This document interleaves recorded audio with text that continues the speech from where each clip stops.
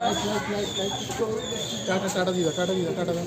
Tata tata. হ্যাঁ tata দিলে গন্ডগোল আছে। দাদুর সাথে চলে যাচ্ছে বিদেশে। হ্যাঁ টাটা করতে হয়, কি শুনলাম এতদিন বাবা।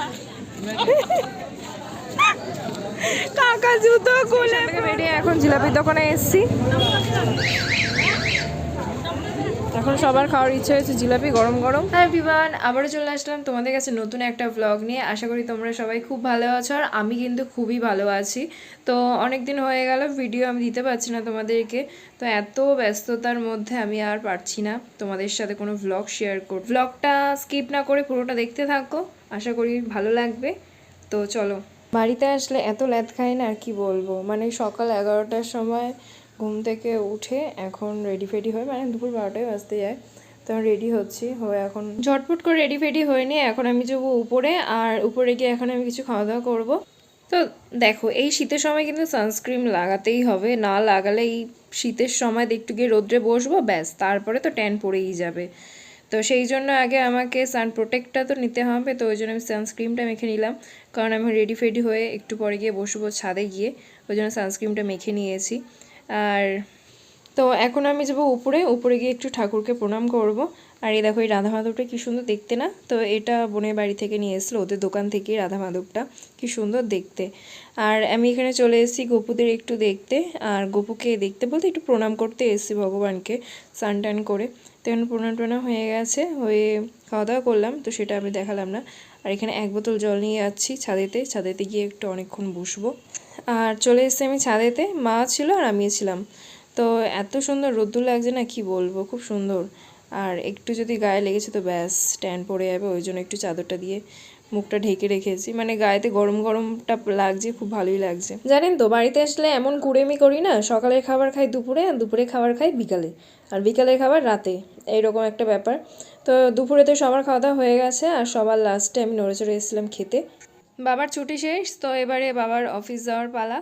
আর এখানটা আমরা সবাই মিলে এসেছি বাবাকে ট্রেনে তুলতে। জানেন তো যখন শুনি বাবা আসবে তো খুব মজা লাগে, শুধু ভাবি কবে দিনটা আসবে আর কবে বাবাকে দেখতে পাবো।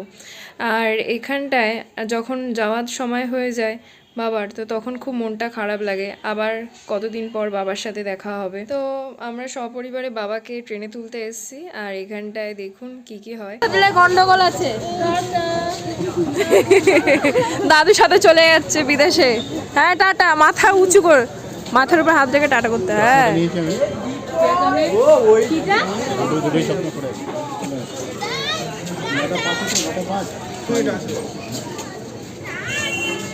বাবু নিচে নেমে এটা কিন্তু পা লাগতে পারে যে কোনো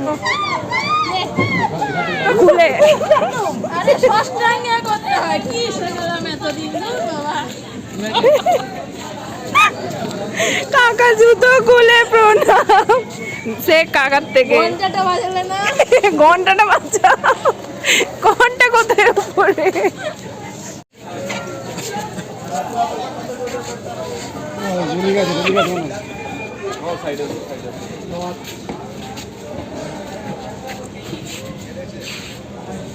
কাকা ভোটটা আমাকে দিয়ে দিন।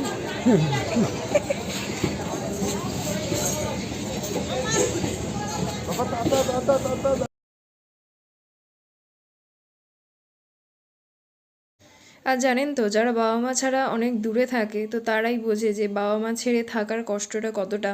আবারও আমাদের প্রতিবারের মতন অপেক্ষায় থাকতে হবে, বাবার কবে আবার ছুটি হবে, বাবা আবার কবে বাড়িতে আসবে, তারপর আমরা সবাই একসাথে মিলে আবার মজা করব।